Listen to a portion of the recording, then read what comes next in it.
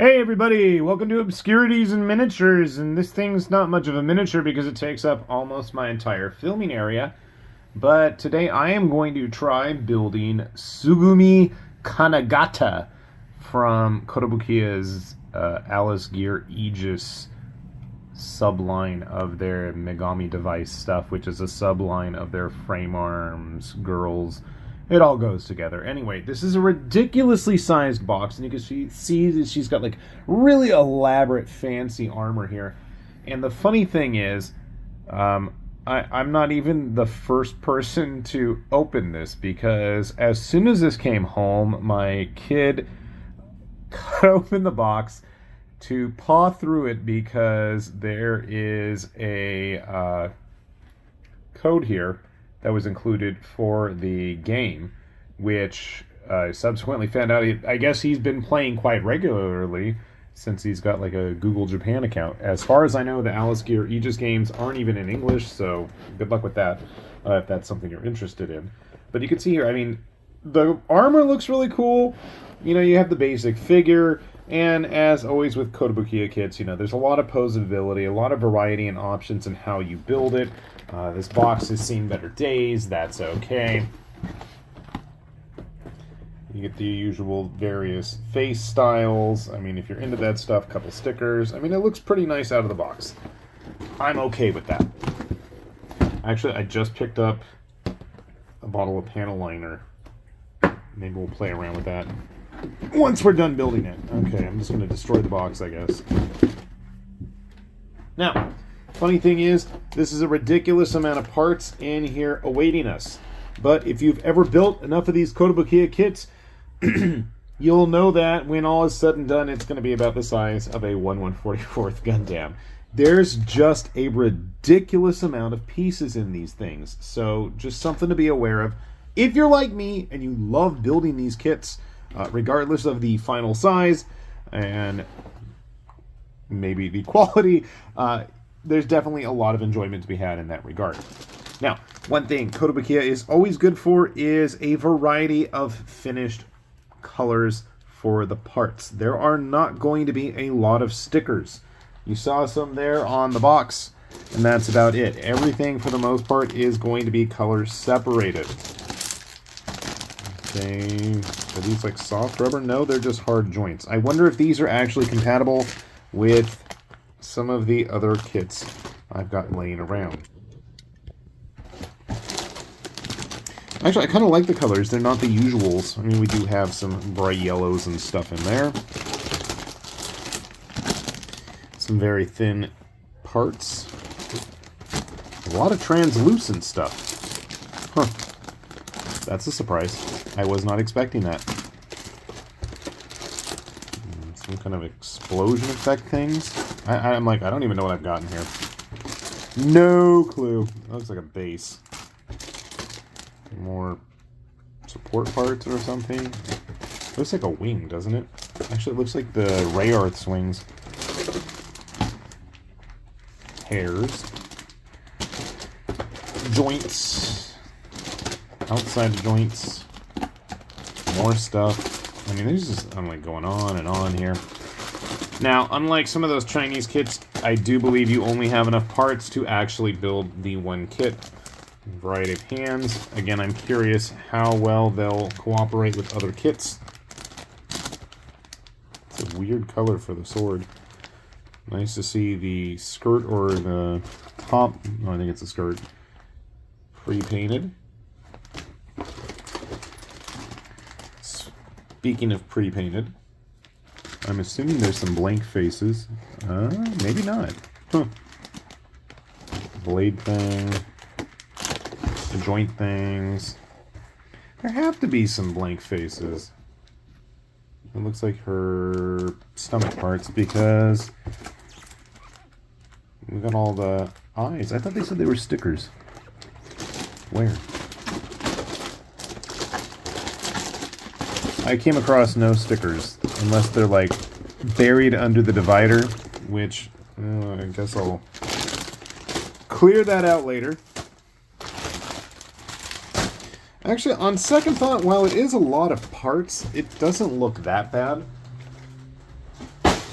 And they all went sprawling out across the floor because I had a bad toss. Oh well, let's take a look at the manual. I'm one of those old school people. I don't want to do these things with PDFs. I like actually having a physical booklet in front of me. I was talking about that with somebody. One of the sad things is I miss the inclusion of the old catalogs. I was looking through some of the old stuff I still have. I don't have much. Looking at those old Hobby Japans on one of those Friday videos got me reminiscing there. And I always loved those inserts that we used to get with these kits. Once upon a time. I mean, it's got some bulk to it. Aha! Stickers, you say. Okay. Wow, there's a total of 5. Now, I do gotta say, this is quite handy if you are in Japan. I would not even attempt to use one of these replacement order forms if you were not within the country. I mean, if you're gonna do like some custom work, these are totally the way to go.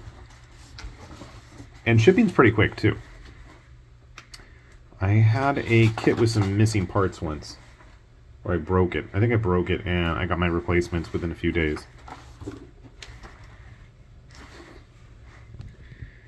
Now, I am not seeing anything whatsoever in terms of English. But, I mean, if you've built enough of this kind of stuff, it's not like it's going to be super difficult. I think there's just a lot of moving parts here involved. Which is fine. I am okay with that. Looks like we're building the mech legs or the girl legs. Take your pick. All the various swappable parts. How that all goes. Weapon effects. And then the good old-fashioned paint breakdown. Alright. That's enough of that. Let's get her built. Let's see how she turns out, and let's see what else I can grab off the shelf to give you a nice comparison. So, sit tight. Alright, I've got Sugumi Kanagata all put together here, and she has a lot going on, as you can see, and she's just going every which way. Yeah, this is a busy kit. And those wings are banging into everything. Those were some of the effects parts that were attached to it. I have absolutely no idea what direction those wing binder things are supposed to actually go. They have all kinds of different positions. There's tons of moving parts on them. You can do with them as you wish, which is kind of cool. I do have to have her holding that gun like so, because if I give it to her in one hand, oh, of course now it's going to cooperate. These arms are not the strongest. They have a very difficult time holding on to just about anything. You can see, like, the sword just wants... Sometimes it wants to stay. Sometimes it just completely flops over in less than 2 seconds. But, I mean, I'm actually more impressed by the fact that the base actually supports all that craziness. And what's even more fun is you can remove some of these pieces, play around with those. These legs of hers actually are adjustable, so you can have her stand with them. It's not the easiest. There goes the gun. See what I mean? Yeah. So the hands are a bit of an issue, and I have a feeling that that's just usually going to be the case with figures like these due to the design. They want them to look, you know, nice and girly, I guess. Not to say that the girls have to have, you know, tiny stick-thin arms. Now, one of the things I do like is, rather than, unfortunately, not giving us a complete extra body, we do have her schoolgirl legs. And if I remove the front of the hair... This is not fun removing the hair pieces because these parts are sharp. I was going to say, actually, one of the things I do like is the face swaps are really easy. And I know this because my kid keeps doing that. And every time I've walked down the stairs and seen this kit laying on the table unfinished. I don't remember the order of the... Don't remember the order of the hair pieces. Okay, there we go. So I have a horrible habit, and I mean really horrible, getting these types of kits and getting immediately started on them. I mean, like, as soon as I stop filming, I'm all gung-ho, and I will build a ton of it, and then things will languish for weeks, sometimes even months on end, sadly. And that was the case with Miss Kanagata here. And as my son, who actually plays that Alice Gear Aegis game, he kept fiddling with it almost as much as with Ryuki into different poses and stuff, so I figure, okay, it's time to get her done. So here's my big gripe, and this is my universal gripe with all of Kotobukiya's stuff, is that for the amount of money you're going to spend, now thankfully I got a really good price on her, and I mean, admittedly, with all that extra binder, booster, junk, option parts and things like that she has available to her, yeah, there's a lot on offer. There's a lot of play value options, you know, to set it up. But, you know, at the end of the day, she's not a whole lot taller than a typical 1/144th Gundam. And just a little smidge taller than a 30-minute sister kit. And I'll even argue that the 30-minute sister kits are kind of overpriced for what they offer. I don't think they're a great value for that type of kit. You know, they do have that Bandai engineering behind them, but, you know, grabbing a couple of these other Mecha Musume type models I've got laying around. Now, I know the MS General stuff is at a little bit larger scale, but overall, I feel like they're just better kits.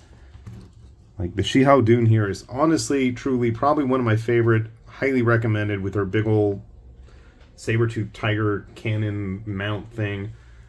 Grabbing Athena here. So, you know, the size of these kits does tend to vary by manufacturer, by design choice.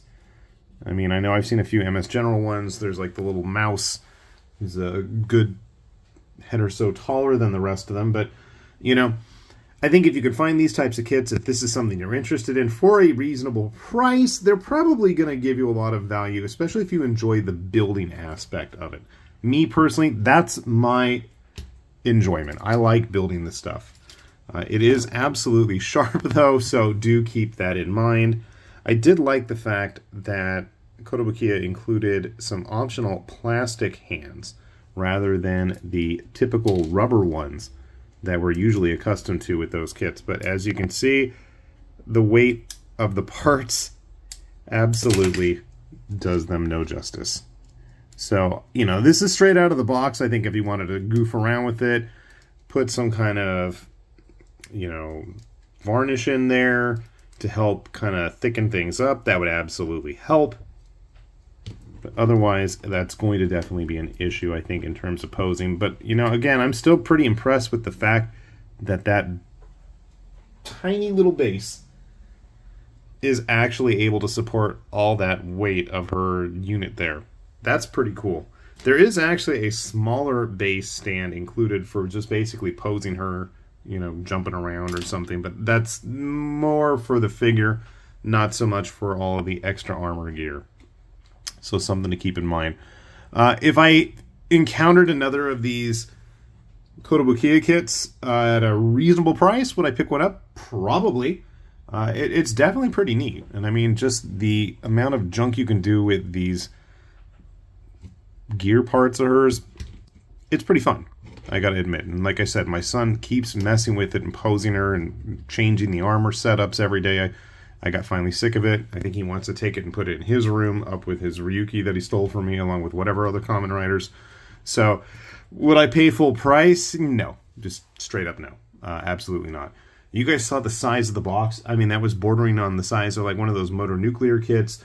Some of the other crazy stuff coming out of the Chinese manufacturers these days, I feel like you're going to get a lot more value, both in terms of figure design, extra optional parts, playability, posability, design-wise.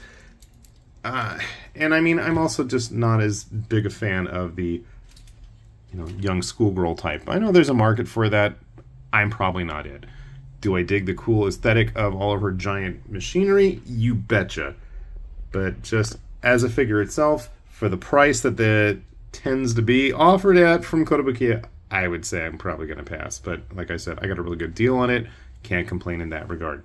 So I will leave things up to you guys. What are your thoughts and opinions? I'd love to hear them. If there's any of these kinds of kits you think I should go on the hunt for, by all means, let me know down below. And hopefully we'll track those down. So with that said then, this has been High Lord Tamberlane with Obscurities and Miniatures, saying thanks for watching, and we will see you back here soon. Bye-bye.